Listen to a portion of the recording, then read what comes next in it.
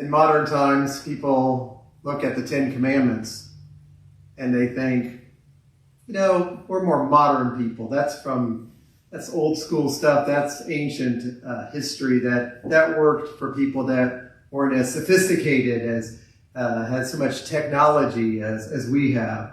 So it's really more like 3 commandments and 7 suggestions. And we hear a lot about the commandments in today's readings. And I would suggest that in many ways, these are addressing what is called FOMO, fear of missing out. Now, most people have a spiritual FOMO in the sense that they feel like they're missing out on a certain level of freedom.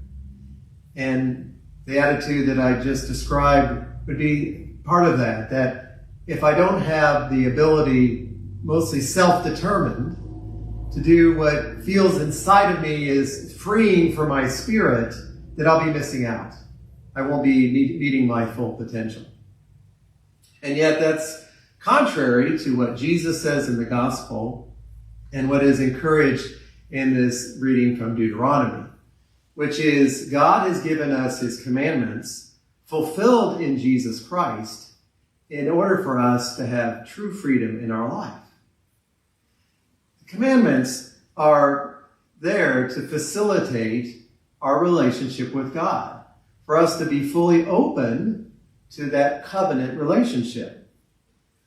Lent is a time in which we go in deeper into that covenant relationship of love.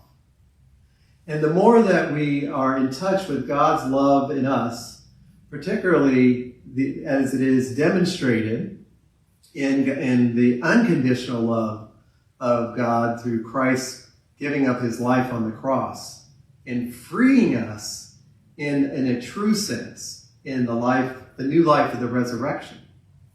In all that, then, we are motivated not by a fear, but by love. This is an ongoing concern, I think, or challenge we have as Catholics. We have what seems to be lots of rules, and so we just say if we follow the rules, then we're okay.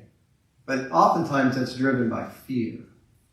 And that's not really giving us what is a part of that covenant relationship is that true inner freedom in the Holy Spirit. And so in that freedom of the Holy Spirit, it's motivated by love, not by fear. And so if we have a fear of missing out, that's not how we want to live our spiritual life. And then on top of that, the Deuteronomy says, then we're going to show this living this covenant relationship to the nations. And they're going to see the wisdom and intelligence that we have. Because even people that don't have faith, this life is accessible to all. We, of course, want them to know about Christ and to become his intentional, committed disciples. But this is the true freedom that we have in following the commandments, because we're motivated not by fear, but by love. And so we do want to follow even the smallest letter, the smallest detail of the law, because it all helps in our love relationship with God.